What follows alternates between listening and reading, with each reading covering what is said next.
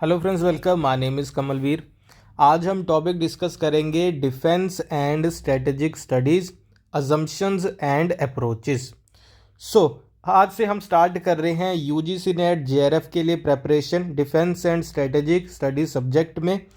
हम स्टार्ट कर रहे हैं यूनिट नंबर 1 से। यूनिट नंबर 1 है थ्योरीज एंड कंसेप्ट, और इस यूनिट का फर्स्ट टॉपिक है अजम्पशन एंड अप्रोचेस। तो ये आज हमें डिस्कस करना है। सबसे पहले आप ये सिलेबस देख लो। आपको पता है कि सिलेबस में टोटल 10 यूनिट्स हैं। यूजीसी नेट का जो सिलेबस है उसमें टोटल 10 यूनिट्स हैं। तो 10 यूनिट में से यूनिट नंबर 1 है जो वो है theories and concepts. Unit number 1 में भी टोटल 10 टॉपिक्स हैं। Defence and strategic studies, assumption and approaches ये फर्स्ट है जो आज हमें डिस्कस करना है। इसके अलावा कंसेप्ट ऑफ नेशन, की कंसेप्ट ऑफ नेशनल सिक्योरिटी, इस तरीके के टोटल 10 टॉपिक्स हैं। स्टार्ट करते हैं। तो सबसे पहले हम बात करते हैं डिफेंस एंड स्ट्रेटेजिक स्टडीज। इसका मीनिंग क्या है, क्योंकि पहले आपको टॉपिक का मीनिंग अच्छे से समझ आना चाहिए। तो डिफेंस एंड स्ट्रेटेजिक स्टडीज क्या है? इंटरडिसिप्लिनरी फील्ड है, इंटरडिसिप्लिनरी। तो इसे समझो, इसमें एक वर्ड है इंटर, एक वर्ड है इंटर और दूसरा है डिसिप्लिन, डिसिप्लिन। तो क्या है इसका मतलब इंटरडिसिप्लिनरी? इसका मतलब है कि इसमें मल्टीपल डिसिप्लिन्स से जो सब्जेक्ट्स हैं, मल्टीपल डिसिप्लिन के जो थ्योरीज हैं, उनके जो अप्रोचेज हैं, उनके जो टर्म्स हैं, वो इसमें यूज किए जाते हैं, उनके थ्रू इसमें स्टडी की जाती है। कैसे? पहले ये समझो डिसिप्लिन का मीनिंग क्या है। डिसिप्लिन जिसे हम कहते हैं सब्जेक्ट, एक सब्जेक्ट जिसे हम कहते हैं एकेडमिक लैंग्वेज में उसे डिसिप्लिन कहते हैं। सब्जेक्ट कैसे? जैसे कि पॉलिटिकल साइंस हो गया, इकोनॉमिक्स हो गया, हिस्ट्री हो गया, सोशियोलॉजी हो गया, ये अलग अलग सब्जेक्ट है ना। एकेडमिक लैंग्वेज में इसे डिसिप्लिन कहा जाता है। तो ये इंटरडिसिप्लिनरी फील्ड है। इसका मीनिंग क्या है? Political science, economics, history, sociology और भी कई सारे डिसिप्लिन, इनमें से थ्योरीज, अप्रोचेज और टर्म्स यूज की जाती हैं डिफेंस एंड स्ट्रेटेजिक स्टडीज में। तो ये आप समझ गए कि इन सभी में से थ्योरीज और टर्म्स, अप्रोचेज यूज की जाती हैं डिफेंस की स्टडी के लिए। आप ये अच्छे से समझ गए। तो इस चीज में स्टडी किसकी होती है? डिफेंस एंड स्ट्रेटेजिक स्टडीज में किस चीज को हम स्टडी करते हैं? इसका स्कोप क्या है?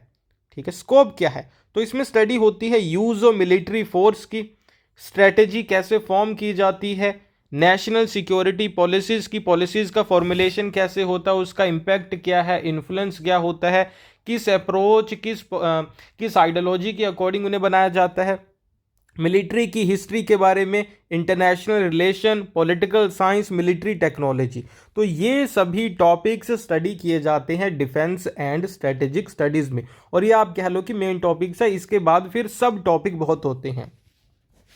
इस डिसिप्लिन में जो आज हम डिस्कस कर रहे हैं, इसमें कई सारे अजम्पशन यूज किए जाते हैं, अप्रोचेस यूज किए जाते हैं स्कॉलर्स के द्वारा। जो भी स्कॉलर स्टडी करते हैं डिफेंस की, तो कई सारे वो अप्रोचेस और अजम्पशन यूज करते हैं। इसका मीनिंग क्या है वो आप आगे जाके समझोगे।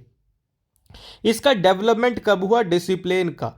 ऑल दो डिफेंस की स्टडी, स्ट्रेटेजी की स्टडी, ये तो बहुत टाइम से हो रही है। आपको पता है कि सुनजू की एक बुक है, वो बहुत पुरानी बुक है कि नहीं? इसके अलावा एरिस्टोटल ने बहुत लिखा है, कौटिल्य ने बहुत लिखा है स्ट्रेटेजी के बारे में, टैक्टिक के बारे में। तो ये सब्जेक्ट तो बहुत पुराना है, ये कंसेप्ट्स बहुत पुराने हैं, लेकिन इसका आप कह लो कि ऑर्गेनाइज्ड वे में as a discipline, as a academic discipline, defence and strategic studies को एकेडमिक डिसिप्लिन कब बनाया गया? वर्ल्ड वॉर 2 के बाद बनाया गया।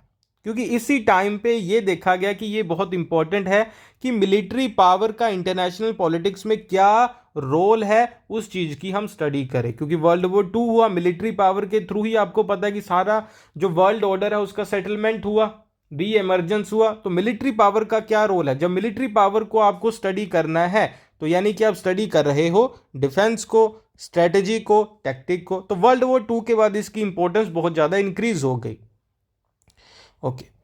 नेक्स्ट है अभी टॉपिक हमारा मेन, अजम्पशंस। अजम्पशंस क्या है? अजम्पशन क्या है? तो अजम्पशन क्या है? ये हमें एक फ्रेमवर्क प्रोवाइड करते हैं for understanding the dynamics of defence and strategic studies. तो पहली चीज है कि अजम्पशन हमें एक फ्रेमवर्क, एक बेसिक अंडरस्टैंडिंग दे देते हैं। अजम्पशंस हमें एक बेसिक अंडरस्टैंडिंग देते हैं, फिर उसके थ्रू हम डिफेंस को अच्छे से समझ पाते हैं। इवॉल्व, कई सारे एग्जाम्पल अभी मैं आपको बताऊंगा। Evolving nature of international relations and security challenges can influence how these assumptions are applied in practice. तो लेकिन जो ये अजम्पशंस है अलग अलग टाइम पीरियड में, अलग अलग सिचुएशन में अलग तरीके से अप्लाई होती हैं। इन अजम्पशंस का डायनामिक नेचर होता है। एक अजम्पशन मैं आपको बता दूं ताकि आपके माइंड में थोड़ा सा क्लियर हो जाए कि अजम्पशन का मीनिंग क्या है।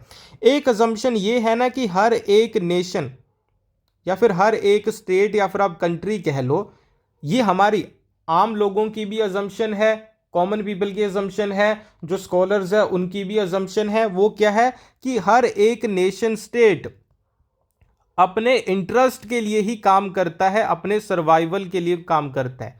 तो ये तो सभी लोग मानेंगे ना कि हर एक स्टेट, हर एक कंट्री अपने इंटरेस्ट के लिए, अपने फायदे के लिए काम करेगी। तो ये एक तरीके की अजम्पशन है। तो इस अजम्पशन को फिर आप कह लो कि यूज करके बाकी की हम थ्योरीज बना सकते हैं, डिफेंस की, मिलिट्री की थ्योरीज, टैक्टिक, स्ट्रेटेजी बना सकते हैं। तो इस तरीके की कई सारी अजम्पशंस इसमें फॉलो की जाती हैं।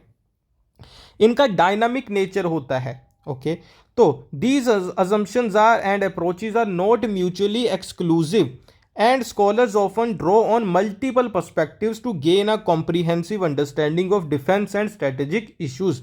तो ये डायनामिक नेचर होता है। हो सकता है कि हर एक स्कॉलर, बहुत सारे स्कॉलर आप कह लो कि अलग अलग तरीके की अप्रोचेस यूज करे, अलग अलग तरीके की अजम्पशन यूज करे। हो सकता है कि दो ऐसे ग्रुप ऑफ स्कॉलर्स हैं जो एक ही अजम्पशन को सही मानते हैं और दूसरा ग्रुप उसे सही नहीं मानता। तो ये भी हो सकता है। ये डायनामिक होते हैं और ये अजम्पशन भी ओवर द टाइम चेंज होती रहती है।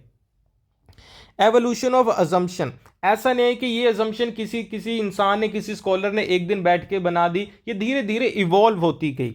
The field continues to evolve as new challenges emerge. जैसे जैसे आप कह लो कि इंटरनेशनल रिलेशंस का जो लैंडस्केप है वो चेंज होता है, नई नई नई नई नई अजम्पशंस सामने आती रहती हैं।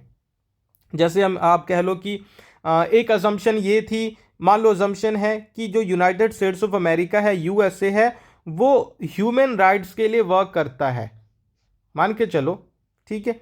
लेकिन आपको पता है, चाहे आप इजराइल पैलेस्टाइन में देखो, चाहे आप रशिया यूक्रेन में देखो, चाहे आप अफगानिस्तान की बात करो, नॉर्थ कोरिया साउथ कोरिया की बात करो, इन सभी क्लैशेस में हमने देखा कि यूनाइटेड स्टेट्स और यूनाइटेड नेशंस, यूनाइटेड स्टेट्स सबसे बड़ा देश है, यूनाइटेड नेशन सबसे पावरफुल ऑर्गेनाइजेशन है, ये दोनों कुछ भी नहीं कर पाए कि नहीं।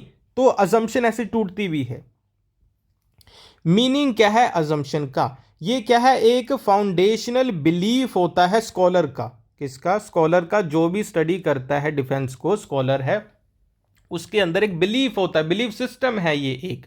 ओके, जो स्कॉलर्स एनालिस्ट यूज करते हैं, किस चीज के लिए, इसका पर्पस क्या है, ताकि वो अच्छे से अंडरस्टैंड कर सके, एक्सप्लेन कर सके, प्रिडिक्ट कर सके, किस चीज को? स्ट्रेटजीज को। ओके, स्ट्रेटजीज को, कि मिलिट्री अफेयर में कब कोई स्टेट क्या कर सकता है, हम कैसे प्रिडिक्ट करेंगे। तो हमारे पास एक अजम्पशन है, वही अजम्पशन ना कि हर एक स्टेट अपने इंटरेस्ट के लिए काम करेगा, ये हमारे पास अजम्पशन है। तो हम अगर कहेंगे कि मान लो कल इंडिया पाकिस्तान के अगेंस्ट, ठीक है, वॉर वेज करता है, तो हमें पता है कि पाकिस्तान सेल्फ इंटरेस्ट के अकॉर्डिंग इंडिया के अगेंस्ट फाइट करेगा। तो हम ये प्रिडिक्ट कर पाए ना। प्रिडिक्ट क्यों कर पाए? क्योंकि सेल्फ इंटरेस्ट, हर एक स्टेट अपने इंटरेस्ट के लिए काम करता है, इस वजह से तो वो भी वॉर करेंगे। Okay, these assumptions serve as the underlining principle और स्टार्टिंग पॉइंट्स। तो देखो, ये ना एक तरीके के स्टार्टिंग पॉइंट होते हैं, एक तरीके के ना स्टार्टिंग पॉइंट होते हैं। स्टार्टिंग पॉइंट का मतलब क्या कि जब भी हम स्टडी करना स्टार्ट करते हैं तो कोई ना कोई चीज़ तो हमें अज्यूम करनी पड़ेगी ना, कि यार ये तो मान के चलो कम से कम, तो वो वाली चीज़ है। दे हेल्प शेप पर्सपेक्टिव्स, इन्हीं के अकॉर्डिंग फिर हम पर्सपेक्टिव सेट करते हैं, थ्योरी बिल्ड करते हैं। हाउ द वर्ल्ड वर्क्स, की दुनिया, वर्ल्ड कैसे काम करती है, ये अजम्पशन पर ही बेस्ड है। ओके, और फिर उसी के अकॉर्डिंग पॉलिसीज का, स्ट्रेटजीज का क्या होता है? फॉर्मुलेशन। अभी अजम्पशन में क्या क्या है, बेसिक बिलीफ। अजम्पशन क्या होते हैं, बेसिक बिलीफ होते हैं। जरूरी नहीं वहां पे कोई डायरेक्ट हमारे पास प्रूफ हो, ओके कोई डायरेक्ट प्रूफ जरूरी नहीं हो, लेकिन ये एक बिलीव सिस्टम है, सिर्फ विश्वास करते हैं, जरूरी नहीं प्रूफ भी वहां पे हो। They form the core principle that guide thinking within the field of defence. इसका एग्जाम्पल क्या है, रियलिज्म की एक एजम्पशन है कि states are rational actors driven by self interest and the pursuit of power. तो ये रियलिज्म की एक एजम्पशन है, किसके बारे में, स्टेट के बारे में, स्टेट के नेचर के बारे में, कि स्टेट हमेशा रैशनल होते हैं, वो हमेशा रैशनल डिसीजन लेते हैं। अभी सोच के देखो, क्या हर एक स्टेट रैशनल डिसीजन लेता है, कि कई वो उनके इरैशनल डिसीजन भी होते हैं जिनका बाद में उन्हें नुकसान होता है। ओके, क्या हर एक स्टेट सिर्फ सेल्फ इंटरेस्ट के लिए ही काम करता है या दूसरे के लिए भी करता है, ये भी समझने वाली बात है। क्या हर एक स्टेट परस्यूट ऑफ पावर यानी कि पावर के पीछे भाग रहा है, पावर सीकर है, क्या ये सही है, तो ये भी एक अजम्पशन है। तो मैं आपको बता रहा हूं कि ये बिलीव सिस्टम होता है, जरूरी नहीं हमारे पास फैक्ट और फिगर्स भी हों, लेकिन मेजॉरिटी पीपल इसे सही मानते हैं, तो इसीलिए फिर ये अजम्पशन बन जाती है। यहां पे देख लो, ये एक पूरा मैप है, आपको पता है कि हर एक सिस्टम, हर एक स्टेट क्या करता है, सिर्फ अपने ही इंटरेस्ट के लिए काम करेगा, कि नहीं, अपनी ही बाउंड्रीज को सिक्योर करने की हर एक स्टेट कोशिश करता है। तो ये एक अजम्पशन है। फाउंडेशंस फॉर एनालिसिस, इन्हीं अजम्पशंस को यूज किया जाता है किस चीज के लिए, थ्योरी बिल्ड करने के लिए, एनालिसिस करने के लिए। अगर हमें ये डिस्कस करना है कि मान लो कि रशिया और कजाकिस्तान के रिलेशन को हमें डिस्कस करना है, तो एक अंडरलाइनिंग तो प्रिंसिपल हमारे पास ये है, अजम्पशन ये है कि दोनों सेल्फ इंटरेस्ट के लिए काम करेंगे। तो मान लो यहां पे किसी तरीके से मान लो यहां पे किसी तरीके का डिस्प्यूट होता है इस एरिया में, तो हमें पहले से हमने अज्यूम किया है कि क्या, कि अगर डिस्प्यूट होगा ओवर द एरिया टेरिटरी, तो दोनों देशों के बीच में वॉर स्टार्ट हो सकता है। तो हमने ये प्रेडिक्ट कर लिया ना, ये थ्योरी हमने बना ली, डिडक्ट कर लिया। तो ये काम होता है अजम्पशन का। लिबरलिज्म की एक अजम्पशन देखो, वो कहते हैं कि international cooperation and institutions can help mitigate conflict and promote peace. तो रियलिज्म की ये अजम्पशन थी कि अगर दोनों देशों की बाउंड्री के बीच में, यहाँ पे ABC स्टेट है, यहाँ पे XYZ स्टेट है, दोनों की बाउंड्री में उन्होंने कहा किसी भी तरीके का कोई डिस्प्यूट होगा तो दोनों के बीच में क्या हो जाएगा, वॉर स्टार्ट हो जाएगा। ओके, लिबरलिज्म कहता है कि देखो जरूरी नहीं देशों के बीच में कॉन्फ्लिक्ट होगा भी, लेकिन हम उसे इंटरनेशनल कोऑपरेशन के साथ पीसफुली रिजॉल्व कर सकते हैं। ओके, तो ये कहते हैं कि हम वॉर को परमानेंटली प्रिवेंट कर सकते हैं, तो ये इनकी अजम्पशन है। तो ये कहते हैं कि हम प्रिवेंट कर सकते हैं, तो उसी के अकॉर्डिंग पॉलिसीज बनाइए, उसी के अकॉर्डिंग आप टैक्टिक स्ट्रेटेजी बनाओ। तो कुछ स्कॉलर इनकी बात मानेंगे लिबरलिज्म की, कुछ रियलिज्म की मानेंगे। World view and paradigms, assumptions shape the world view. जो हमारा वर्ल्ड व्यू है, यानी कि हम दुनिया को कैसे देखते हैं, कैसे समझते हैं, वही चीज की वो देश दूसरे के साथ क्या कर रहा है, क्या नहीं कर रहा, तो वो वर्ल्ड व्यू और पैराडाइम अजम्पशन के अकॉर्डिंग ही सेट होते हैं। इसी अजम्पशंस के अकॉर्डिंग हम इंटरप्रेट करते हैं इंटरनेशनल रिलेशंस को, कॉन्फ्लिक्ट को, सिक्योरिटी को। ओके, ठीक है जी, चलो। ओके, और ये अजम्पशंस इम्प्लिसिट भी होते हैं, एक्सप्लिसिट भी होते हैं, दो तरीके के होते हैं। इम्प्लिसिट का मतलब है कि ये अनस्पोकन होते हैं, कि कुछ ऐसी अजम्पशंस हैं जो सभी लोगों को पता है, लेकिन वो लोग क्या होते हैं, उस चीज को आप कह लो कि प्रेजेंट नहीं करते डायरेक्टली। जैसे मान लो आप कहते हो कि मुझे आइसक्रीम पसंद है, लेकिन अब डायरेक्टली आपने किसी को बताया नहीं है, लेकिन आपने चुपचाप उठ के आइसक्रीम खा ली। मान लो आप एक शॉप के ऊपर गए, वहां पे कई सारी चीजें थी, आपके पास ऑप्शन था ABCD आइसक्रीम, ठीक है। तो आपने ये नहीं बताया कि मुझे आइसक्रीम पसंद है, बस आपने जाके आइसक्रीम उठा के खा ली। किया आपने अपने पसंद के अकॉर्डिंग ही है, फेवरेट टाइप के अकॉर्डिंग ही है, लेकिन वो अनस्पोकन था, आपने शो ऑफ नहीं किया, तो वो क्या है, इम्प्लिसिट अजम्पशन। ऐसी ही कई सारी अजम्पशंस होती हैं कि क्या है, हर एक स्टेट अपने सेल्फ इंटरेस्ट के लिए ही काम करता है, ये सबको पता है, ओके। लेकिन फिर भी हम कहते हैं ना कि नहीं, हम तो मान लो इज़राइल के पक्ष में हैं, हम पैलेस्टाइन के सपोर्ट में हैं, हम यूक्रेन के सपोर्ट में हैं, हम पुतिन के सपोर्ट में हैं, रशिया के सपोर्ट में हैं, हम पीस के सपोर्ट में हैं। कई सारे देश कहते हैं कि हम पीस के सपोर्ट में हैं, ह्यूमन राइट के सपोर्ट में हैं। तो वो ये सारी चीज़ें तो प्रेजेंट कर रहे हैं, शो ऑफ कर रहे हैं, लेकिन हर एक इंसान को पता है कि हर एक देश अपने इंटरेस्ट के लिए ही काम करता है। तो ये इम्प्लिसिट अजम्पशन है, हर एक इंसान को पता है, चाहे दूसरा सामने वाला स्टेट कुछ भी करता रहे। और कुछ होती हैं एक्सप्लिसिट जो सामने आ जाती हैं, जिसका हम यूज़ करते हैं कि हाँ जी ये चीज़ हमें पता है। जैसे आप कह लो हर एक स्टेट कहता है कि हम तो ह्यूमन राइट के बारे में काम करते हैं, और हर एक स्टेट इस चीज़ को एक्सप्लिसिट रखता है, सामने रखता है हमेशा, ठीक है। लेकिन ये स्कॉलर के ऊपर है कि वो किस चीज़ को फिर रियल अज्यूम करके आगे चलता है। ओके, तो इसका इन्फ्लुएंस होता है पॉलिसीज के ऊपर, स्ट्रेटजीज के ऊपर बिल्कुल होता है। ओके, और इसका आप कह लो कि डिबेट हो सकता है इसके ऊपर कि इसका एवोल्यूशन कैसे हुआ कैसे नहीं हुआ, लेकिन ये चीज़ है कि ये स्टैटिक नहीं है, ये ओवर द टाइम चेंज होते रहते हैं, ये अजम्पशन चेंज होती रहती है, कई सारी अजम्पशंस इंटरकनेक्टेड होती हैं। ओके, चलो, तो आपको अजम्पशंस के बारे में पता चल गया। अभी हम अजम्पशंस को डिटेल में डिस्कस करेंगे कि कौन कौन सी अजम्पशंस हैं, और फर्स्ट अजम्पशंस रियलिज्म से एसोसिएटेड हैं।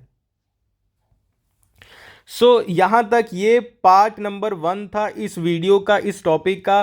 पार्ट नंबर 2, 3, 4 बाकी सारे पार्ट्स इस वीडियो के अवेलेबल है हमारी वेबसाइट amanpathshala.com या ऐप अमन पाठशाला के ऊपर। लिंक वीडियो के कमेंट बॉक्स में गिवन है, क्लिक करके आप वहां पे जो बाकी के पार्ट्स हैं वो देख सकते हैं।